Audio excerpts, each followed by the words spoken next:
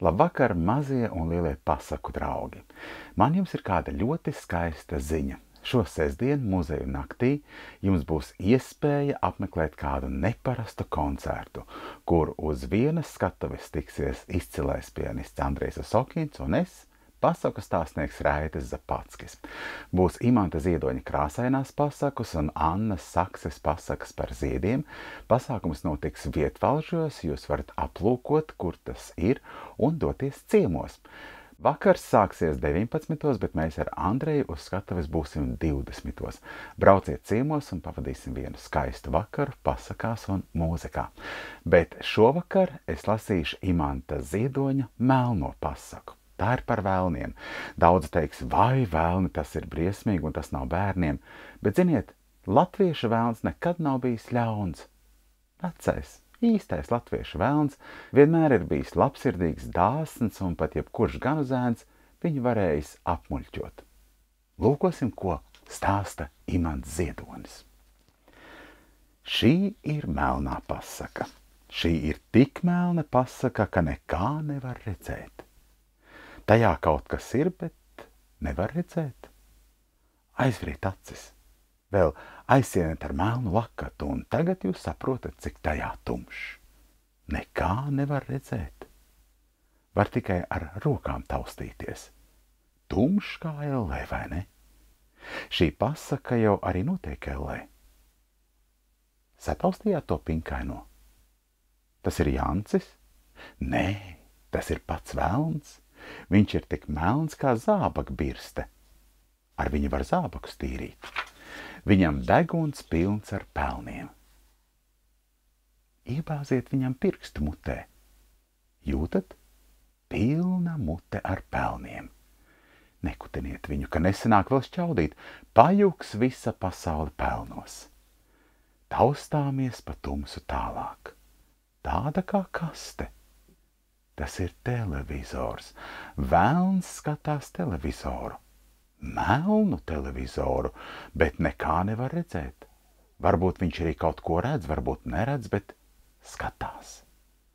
Velnu bērni lasa melnas grāmatas melniem burtiem. Pilnīgi melnas grāmatas. Un skaudīgi ir velna bērni. Sirds viņiem melna un sirdī melna skaudība. Ja viens, piemēram, lasa kādu nelabu grāmatu, nelabās grāmatas viņiem skaitās tās labākās, tad otrs izzog no grāmatas visus burtus un apēd, lai citam nebūtu ko lasīt. Ja kādam velnu bērnam uzdevumu burtnīcā divnieks vai vieninieks, tās viņam tās labākās atzīmes, desmitnieks vissliktākā. Tad citi viņam šos vieniniekus un divniekus no burtnīcas vienkārši izēd, izkož, izgrauž. Briesmīgi šausmoņi. Kamēr viens mācās, otrs pienaglo viņam astes pušķi pie grīdas. Pie velniem viss notiek otrādi. Pienu viņi dzer melnu, cukuru grauž melnu, ūdens pie viņiem ir melns. Mute jāmazgā ar melnu ūdeni, lai neviena balta plankumiņa nebūtu. Vienreiz velna puika nebija izmazgājis ausis. Velna puika bija izgājis pasaulē un noķēpājies netīrs balts, pārnācis ellē, notīrījies, bet ausis aizmirsis izmazgāt. Aiziet uz skolu, ierauga velna skolotājs. Ak šitā, netīrs baltas ausis, tūliņ ņem un ielej tušu ausī. Bet taustīsimies tālāk. Kas te tup? Tas ir mazais vēlniņš, viņš sēž uz melna naktspodiņa. Uzmanieties, ka neapgrūžat. Sāks vēl melnā balsī brēkt. Gaisma ellē nedrīkst būt nekāda. Ellē ir 7 durvis, starp katrām durvīm kambaris, tātad 6 priekškambari. Nekad nedrīkst vērt vaļā pirmās un otrās durvis vai kādas citas 2 durvis reizē, lai gaisma neiekļūst uzreiz caur 2 durvīm. Kad ienāk pirmajā kambarī, tad jāiztaisa ārdurvis un tad sākas gaismas ķeršana. Gaismu izķer pa stariņam vien, sasien kūlīšos un ietin melnās avīzēs. Un tikai tad, kad visi stari izķerti un ir pilnīgi tumšs, Ienācēji var iet nākošā kambarī. Saule, jūs jau zināt, ir ļoti spēcīga, gaismas jau ir ļoti daudz un dažreiz tā ielaužas arī tālākos priekškambaros, bet visi velni saka, ka tālāk par 5. kambari neviens gaismas stariņš ticis nēsot. Kad velni iet ārā pasaulē, tad melnajās avīzēs iesaņotā gaisma viņiem jānes līdzi un jāizsviež, vienalga kur, ka tik prom un ārā. Atrauj ātri durvis un ārā. Bet kamēr durvis vaļā, ieskrien atkal gaisma ellē. Katrā kambarī strādā vesela velnu brigāde, kas tad to gaismu atkal saķer, sasaiņo un nākošajam ārā gājējiem dod līdzi nest prom. Tāda velni cīnās ar gaismu.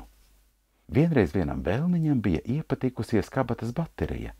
Viņš bija vakarā atņēmis vienam puikam uz ceļa, paņēmis to ellē līdzi un ticis līdz 5. priekškambarim, kad elles sardze to izskatīja un atņēma. Vajadzēja redzēt, kas par traci bija. Sasauca velnu tiesu, izsvieda velniņu no elles un vēl tagad nelaiž iekšā. Tagad viņš pa vakariem klīstot apkārt un ņemot puikām nost kabatas baterijas. Sevišķi vēl tiem, kas spīdi no citiem acīs, sakot, tu nu gan esi, tu esi tik nelabs kā velns, tu man patīc, un atņem kabatas bateriju. Bet cik ilgi viņš tāda gaismā dzīvos, velniem jau grūti gaismā ilgi dzīvot, tāpat kā mums dzīvot grūti tumsā, tāpēc taisiet acis vaļā. Bet tie, kas neklausīja un visu laiku turēja acis vaļā, tie jau īsto pasaku neredzēja. Vajadzēja turēt acis ciet, tad būtu redzējuši. Un šī vakara pasaka ir galā. Ar labu nakti un tiekamies sestdien koncertā, kur būs Andrejs Osokins ar mūziku un es ar pasakām.